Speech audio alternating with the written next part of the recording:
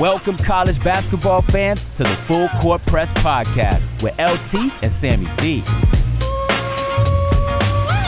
This is the podcast that brings you legendary stories from college basketball's golden era and dives in deep with a current analysis of today's game.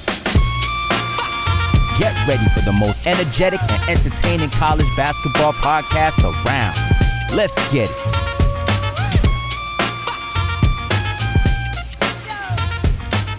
Hello and welcome to another Full Court Press, a college basketball coaches show powered by the Full Court Network. We are excited. We're back. Sam's not with us today, but the show will go on. We're going to go a little one-on-one with this next coach. Don't forget to subscribe, rate, and review wherever you can on the Full Court Net, on the X account, whatever they call it, the X account, or on our YouTube page, the Full Court Network. We got some great stuff coming, and we're getting closer and closer to college basketball.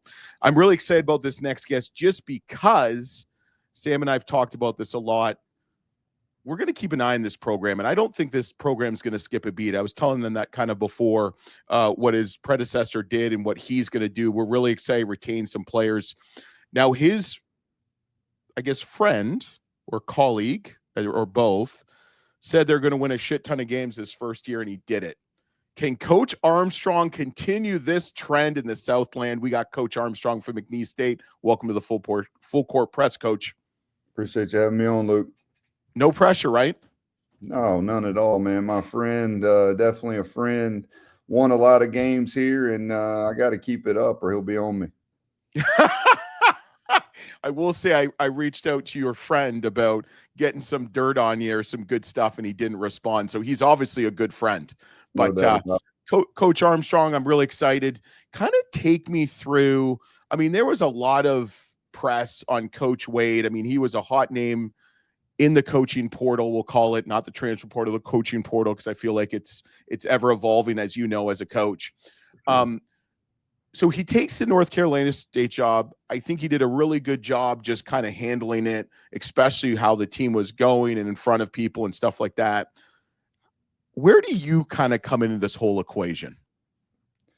I mean, you know, I was with Coach for 5 years at LSU, and you know, I learned a lot from him, and we were able to have a lot of success there. Then we split ways for a couple years. He was able to get the opportunity here. Heath Schroyer and the administration giving him that opportunity to come back, and then, you know, obviously he made the most of it, and to win, you know, 30 games year one, 28 year two, and a game in the tournament, back-to-back championships, and I was excited for him to get the opportunity to move back into the Power Five, and then now the job being open, you know, I think Heath did an extensive search for a lot of coaches, but I think, you know, I was there with the opportunity to interview for the job and have a chance to get the job based off my relationship with Coach Wade and the friendship that I had with him and us working together. So was very fortunate that he chose me, and we hit the ground running. Yeah. I almost call him Coach Schroyer because, I mean, Heath, your AD, is a former basketball coach and always a coach. I will tell you, between Sam and I, there's only one name on the list, and it was you. Sam is disappointed not to make it. But, I mean, you look at your credentials, played a little basketball at UAB, the Blazers. You are a first justice science major, which, what is that? What is justice science? Is what people would say. You know, back in the day, they called it criminal justice. You know, I ironically was going to get my degree in criminal justice, go to law school, and then try to join the FBI. I wanted to be, you remember the movie Silence of the Lambs? Silence of the Lambs. Yeah, that's a freaky ass movie. I wanted to be Cody Foster's boss. You know, I was going to hunt serial killers, but it didn't work out that way. I ended up being in coaching. My grandfather's a coach. My dad's a coach, and, you know, I ironically, again, I didn't know a whole lot about college basketball coaching or college coaching in general, even though both of them did it a little bit. They were mostly known for their high school coaching, and especially when I was growing up, and that wasn't something that I thought I wanted to do, although I had a great experience coaching high school basketball. Yeah. So you played with your future, I guess, boss, colleague, Coach Kennedy. You're at Ole Miss for a number of years. You know the SEC. You know that kind of battleground. What was it like going, I guess, from Ole Miss to LSU, I guess, a rival? How was that kind of like, what was that call like with Coach Wade, I guess, initially? Yeah, it was interesting. You go to LSU where, Pistol Pete and Shaquille O'Neal. Shaq was probably my favorite player growing up. So I have an opportunity to go somewhere where he was and eventually get to meet him was a cool thing. But Coach Wade and I met when he was at VCU, and we were playing LaSalle to go to the Sweet 16 NCAA tournament. No offense to LaSalle, but we thought Kansas State was going to beat them. It was in Kansas City, and it was basically a home game for Kansas State. So we didn't have a great scout on LaSalle. I thought we had a good one on Kansas State, but and then I didn't really know a whole lot of people in the A10, and I'm calling around. Called a buddy of mine named Jake Hedrick, who was a longtime coach, was at Chipola Junior College and knew everybody, and he got me on the phone with Will. And like I told Will, I guess that scout didn't go very well because they beat us at the buzzer to go to the Sweet 16. But from that point on, when we would see each other on the road, we would sit together and things like that. We just became friends. And so when he got the opportunity to go to LSU, me being in the SEC for 11 years, I think that gave me the opportunity to put my name in the mix. And I think I was about his sixth choice. So it ended up working out. Yeah, that's what my wife says to me all the time. I was her sixth choice, and 20 years later and 3 kids, doing okay for myself. Exactly. But how's the summer been going? I mean, I look at your schedule, first of all. How difficult was it to put together a non-conference schedule just with the dynamics of how the Power Five are going with scheduling, as you know? I really like your schedule. You're at Santa Clara. Herb Senick's done a great job out there. You're in Caymans, George Washington, Murray State, Middle Tennessee State, some really good heavy hitters, at Rhode Island, at Michigan, with some really good fillers in between. How was it? Was this kind of a schedule you inherited from the previous staff, or is it something with some of your touches on there? The majority of it we inherited from the previous staff. Santa Clara came here last year, was actually the only team to beat Coach Wade's teams in here over 2 years. So we got to return that game. Like you said, Coach Sendek's been doing it for a long time, had a lot of success throughout his career, and they'll be really, really good. And then we go to the Cayman Islands. That was something we inherited as well. And that tournament turned out to be really, really good. You got George Washington, who I believe will be right there to win the A10 and, a top 25 caliber type team this year. Murray State, Coach Miller came in and put together a lot of talent. They'll be back to where they've been in the past. And then Middle Tennessee State, another team coming off a 20-win season who's starting to get it back rolling there. So it's going to be a difficult time in the Cayman Islands. I think we have a good team as well. So it's 4 really good teams down there that are going to be competing. Should be fun. Then we actually come back and start conference on December 1st, which will be difficult, going to Incarnate Word, who's going to have a really good team to open up conference play. And then we are the ones who scheduled the Rhode Island and then at Michigan. Dusty May kind of doing me a favor there, going, I don't know how big of a favor that is to go in. They may be number 1 in the country by the time we get up there. But Dusty and I are really good friends, and we were having a lot of trouble finding a bye game, and we were able to open up that date. And it's going to be a fun experience for the guys to get up there and see what we can do. His starting point guard, Elliot Cadeau, played for us at Link when we won the national championship. So it'll kind of be a reunion of sorts. Yeah. You're the first person I've ever said that it's going to be a difficult time in the Cayman Islands. Yeah, I might be the only person it is a difficult time for. Everybody else probably has fun. Yeah. So tell me about the roster configuration. I really like what you did. I mean, you hit the ground running. You got 3 returners back from a 28-7 team, went 18-1 in conference. How did you kind of get them to stay? And then what was your kind of emphasis or philosophy on bringing in a new team, kind of putting that puzzle together? Yeah, getting those 3 guys to stay was the key. And, Coach Wade, the previous staff, really helped me as far as telling the guys who I am and that things are going to stay the same, as far as a lot of the philosophies and the X and O's. And then I was able to come and meet with those guys. And I think those 3 want to kind of leave a legacy. You got Javon Garcia, who could be one of, if not the only. I don't have the ability to research and go all the way back to see if anybody's ever won 3 straight regular regular season, 3 straight Southern Conference tournaments, as well as back-to-back player of the year. But he could do that. And you're talking about leaving a legacy in this league. And then you have DJ Richards, who on Ken Palm's the #1 offensive rated player in the league back-to-back years. To have him to come back, they were really, really close. So when JG decided to come back, then DJ decided, hey, this could be something special we could do. And we were able to hit it off with those two guys. And then to get Tijon back, who to me is kind of when the season turned a little bit, when he became the backup point guard, and just his energy and his toughness and what he brings every day. And all 3 of those guys gave us an opportunity to kind of expedite what we were able to do, not only from a basketball standpoint, but from recruiting. You get those 3 guys to come back, and all of a sudden you can use that while recruiting other pieces around them, and it really helped us.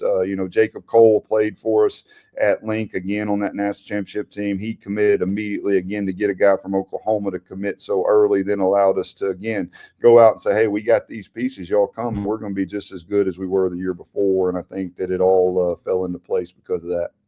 Yeah. Give me your identity as a first-year head coach in college, at least. Yeah, my identity is defense. That's kind of all I've ever done. That's really what I know and what we preach every day. I feel like if we can, defense travels. I believe in all that. It's a little bit cliche, but it's true. If you get out there and defend and can keep the other team from scoring and create offense off defense, you're always going to have a chance. But I think we're going to be really good offensively as well. My philosophy is this, Luke: you coach defense and demand defense and make them play hard, and then recruit really good players and let them play their game. So we're going to be very demanding defensively, and it's going to be hard, and they don't like it when I'm coaching them on defense. But then the freedom that we give them and allowing them to play their game, it's kind of a trade-off to an extent, and they enjoy that part. So I think it kind of gets them to buy in defensively as well, the freedom that you give them offensively, and then, just recruit really good players. That's my offensive philosophy. So it sounds like if a guy like Tijon, Javon, DJ, and the new players take up 100 shots and only make 2, as long as they play defense, they're not going to be taken off the floor. Yeah, well, we're going to run them in and out because we're going to play a bunch of guys and we're going to press and play fast. So they're going to come off the floor, but they're never coming off the floor for missing a shot. Now, the guy that Robbie Coker, my assistant, who does our offense, he cringes when I say that. But as long as they're playing hard and doing what we want them to do defensively, they're not coming off for missing a shot. I can assure you that. Hey, a missed shot's an opportunity at an offensive rebound to get a better shot. Yeah, love it, love it. I'm going to tell my 10-year-old kids when I coach them in CYO basketball, that's what we're going to go for. Just shoot it before you turn it over. That's our philosophy. If you turn it over, now you'll come out. But bad shots, questionable shots, we have a little bit different definition of that. Talk about your staff. I mean, you hit the ground running, especially in this everyday changing landscape of college sports, let alone college basketball. I mean, what kind of was the idea or the rationale behind, not rational, rational behind, hiring the staff you did, and what kind of connections did you have with them previously? Yeah, for me, obviously I wanted to get talented guys, hardworking guys that would come in here and be on the same page with me. But most importantly to me was the, familiarity, loyalty, whatever you want to call it. Just guys I knew I could work well with, and we would all be pulling in the same direction each and every day. I think you need that as a boss, as a head coach, regardless. But I really felt like that was something that I needed personally in my first year as a Division I head coach. And I was able to go out and get, Robbie Coker is our top assistant. He, some people may think I hired him because he's one of my closest friends. That had absolutely nothing to do with it. I got a lot of close friends that can't coach basketball. Robbie's a hell of a basketball coach, won 4 state championships at a high school in Alabama that has not won a state championship in any other sport previously, and I think maybe since he left they won one in softball, but not a ton of athletic talent coming through there, but he was able to build that program and into what it was, and now they're still having a lot of success. But he's a heck of a coach, a great offensive mind, and wanted to get him first and foremost, and then was able to hire Nick Williams from Southern Miss, who's done a great job at Southern Miss. They won the Sun Belt Conference Championship. Nick played for us when Robbie and I both. Robbie was with me at Ole Miss as well for 5 years. and Nick was on the team. Yeah, a lot of people don't remember Nick because he averaged 10 a game on that team where Marshall Henderson, was our lead. But Nick was the fifth starter on the team that won an SEC championship. Was a heck of a player in his own right. So we're able to get him here. We'd always kind of talked about that, the three of us coming together, and then the rest of my staff again, just guys I was familiar with. Brent Walker, coach with Coach Wade and I at LSU, was really good in his role there. Peyton Prudhomme, who he's probably the one I knew the least, but got to meet him through the Drews connection there. I was with Scott Drew last year. He was with Bryce, and we met, did some scrimmage things and talked and got to know each other there. And Peyton is actually Dale Brown's grandson. Oh, gosh. So, to bring him back to the state of Louisiana, gives us a guy from Louisiana on staff, and Peyton's done a great job for us. He's young. He's 30 years old, man, can really recruit, really knows the game. Excited to have him. And then my cousin, Jeff Armstrong, is my dad's little brother's son. He played at Southern Miss for 6 years, so he'll be our fifth assistant, but he's first year out of college, and he played for Robbie in high school, won his first state championship, and then played for Nick at Southern Miss for 6 years. So, it's kind of a family deal, which is what we wanted. We've got some great support staff here as well, and really, really like our staff, man. We had a great summer getting to work, and they did a great job putting this team together, and excited about Monday when the guys start back. Yeah, my parents always said never hire your family. Well, obviously you broke that rule with my parents, but no, I'm just messing with you. So, there was a lot of hoopla with Baylor losing all their players last season, and losing you. No one talks about they lost a coach or two also. What kind of experience? That was as important as those players, but I guess we'll find out this year, won't we, Coach? We'll find out this year. I think Coach Drew had a lot of success without me. He'll be all right. Yeah. It's funny. We've had pretty much every assistant that's ever worked with him on the show, whether it's Coach Tang to Coach Driscoll to Coach Jacobs to Coach Mills to you. We still haven't had Coach Drew, so we're working on that one. But you're going to work on that one, man. He's got a great family tree, and all of us guys love to talk and work together, man. What a great culture he has there, and got to try to get him on for sure. Yeah, we're trying. We keep getting denied, but you know what? It's persistence, my friend. So what was that experience like from going from LSU, and obviously with what happened, unfortunately, but I mean, nowadays it's all legal. Everything's legal now. You can do everything now, and you'll get, I mean, seriously, it's just like, whatever. You can have kids to barbecues now. You can pay them. Whatever. So what was that like going from LSU to Link Academy to Baylor? I mean, you went from three really cool situations. What do you take, I guess, from each opportunity? Man, it was a blessing to me, Luke, to be able to. I got fired for the first time in my life at LSU, and then happened to, land at Link Academy and given the opportunity to be a head coach. Where I'm, I don't know if you know this, but it's on the biggest Christian camp campus in the country as far as a sports camp. So during the summertime, what goes on there, and then for 9 months it's Link Academy, and to be able to go there and man, just kind of get away, and I really grew in my faith there, and I think that had a lot to do with the opportunity that I was given with Coach Drew at Baylor, and then to go with those guys, and just to be around guys that coach through faith and coach through their belief in God, just really helped me grow again, and really showed me the path of where I want to do things. And I think that was the last thing that I needed there to be able to then given my first opportunity as a head coach. And man, I wouldn't have traded that opportunity that I was given there at Link and Baylor for anything. Yeah. Awesome. So we do a little thing called the shot clock. Sam usually introduced it. It shouldn't really be the starting five, because shot clock means it's supposed to be time, but it always goes over. But it's just real simple, easy questions. It's about your past. It's about your, present too, I guess. If it leads to a bigger story, let it go, and kind of give us some juice on Coach Armstrong. So first question, okay? Biggest coaching mentor and best advice.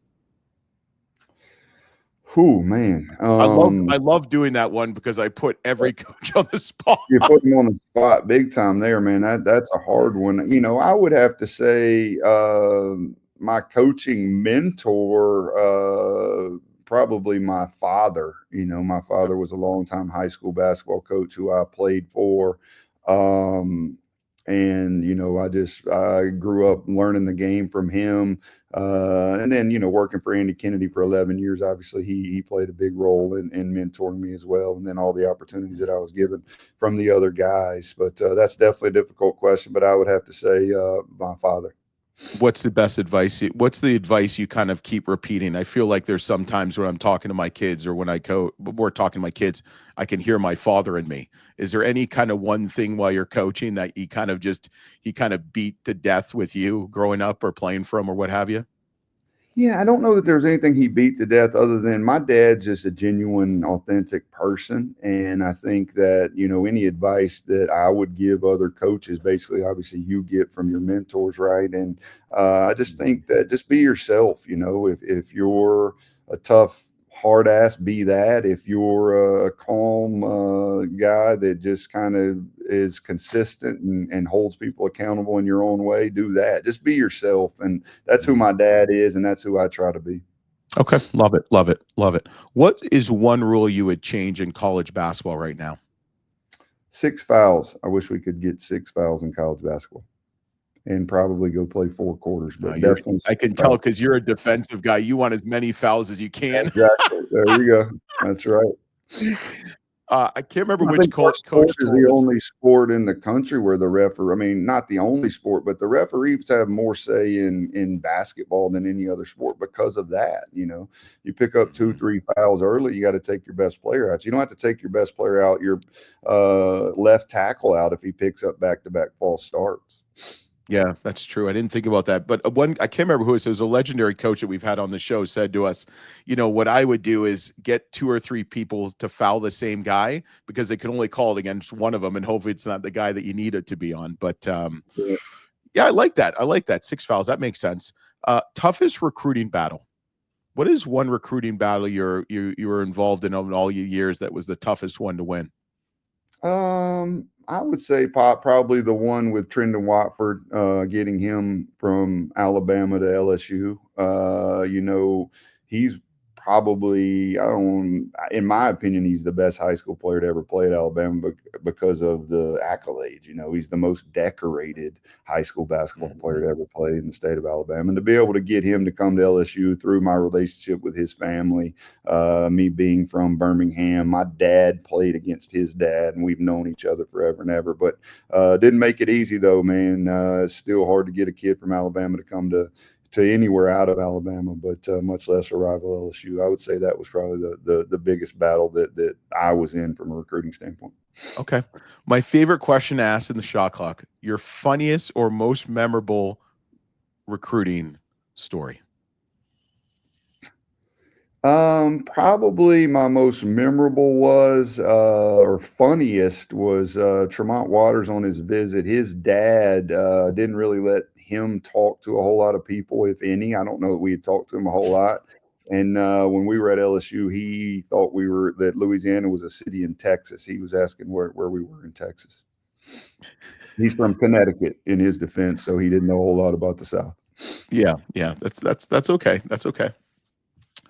All right, they're doing a Hollywood movie about your life. Okay, what would the title be? That's scary. Is it a scary movie? Just wait, it's a 3-part. What would the title be? Who would play you? And what song would best describe the movie, or you for that matter?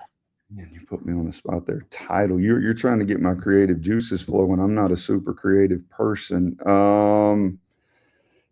I definitely think that I would want Ben Affleck to play me. That would be first and foremost. I thought he did a good job in the coaching movie when he was, you know, fighting back from all the things that he had to fight back from. But I would say Ben Affleck.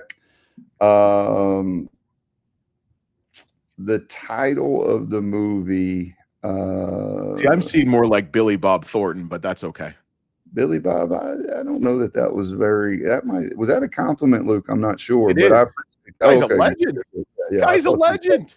I thought you might be saying that I looked like him in that the show where he was talking with his mouth out, and that's kind of how I look these days. It's okay to say that. What was the name of that movie? It's actually a really good movie. You see? French fried potatoes. Sling Blade. Were you saying that I look like Sling Blade lately? I didn't see Come on, man. I thought I looked more like Ben Affleck. When I had hair, I did look like more like Ben Affleck. Okay. What do you think about title? I don't know. That's a tough one for me. I feel like defense has to be in it, like defense of the defense of the summit or defense of something. Yeah, I like that. I like that. But now give me song that best. How about the song that best describes you? I'll make it easier. If someone said like this is Bill Armstrong, or like You know this my is who I favorite am. song is, and What's your walkout song? What's your walkout song? Have you heard the song by Kid Rock, Only God Knows Why? Absolutely. That would be my walkout song. Yeah, I like that. I like that. So last question I'm going to ask you is actually two last questions. The first question I'm going to ask you is if you put together a starting five of players you coached against, okay, in all your years of college coaching, who would be on that starting five? Actually, you know what? You were in the SEC for so long. Let's do an all-star SEC team that you coached against. Give me the five guys. Man, that's hard to break it down to five. I would say John Wall would have to be in that. Anthony Davis for sure. And there were so many good ones. We talking about in college game or pro game? College. Let's do college. Joakim Noah would have to be the four. So you have Joakim Noah at the four, Anthony Davis at the five, John Wall at the point. De'Aaron Fox would be hard not to put at the point. Can I put Marshall Henderson at the two? Yes, you can. That's fine. He was a ball player. Yeah, he could play. I mean, he led the SEC in scoring. And then at the three, I'm going to go just because I think that I could get those two to play defense a little bit better now after they've been in the pros. Could I go with Cam Thomas at the three and had a lot of scoring there on the wing? Jeez, that's a team. I mean, that's a team. I'm happy you didn't pick everybody from Kentucky. Yeah, and that could have been easy to do, they were good. The teams that he had there. Yeah, they were good. They were good. Like just five guys off of a couple different teams. I know. I don't think people really don't grasp how good Kentucky was for a certain Kentucky's Kentucky, let's be honest, but there was a stretch that they were just like, the talent was incredible. Like the year that they were undefeated, people I don't think realize, but Devin Booker did not start. Isn't that crazy? One of the best players in the NBA. Didn't start. That's crazy.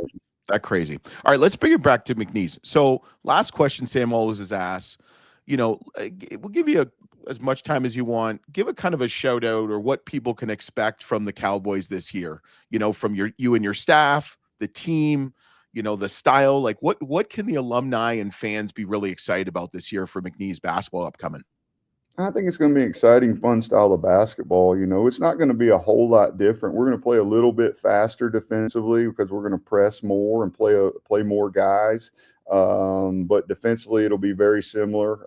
They still ran the same press. It just wasn't quite as aggressive. We're going to be more aggressive in the press, still play our switching defense. And then offensively, we're going to try to really push the ball and turn it into a high possessions game. Again, on both ends of the floor, it works out. If we can pressure you and turn you over and rebound the ball, we'll get more shots up than you on the other end by not turning it over and getting shots up and going hard to the offensive glass. It's going to be a difficult bar to meet than what they set last year, rebounding 38% of their misses. But we're certainly going to try. That's our philosophy. Let's shoot it before we turn it over and then go try to get it off the glass. So, again, I think outside of the fouls, sometimes you run into some fouls. But if you look at whoever gets up the most shots on goal are going to win probably 75% of the game. So we're going to try to do that each and every night. And it should be an exciting way to play, a fun way to play, and I think the fans will really like it.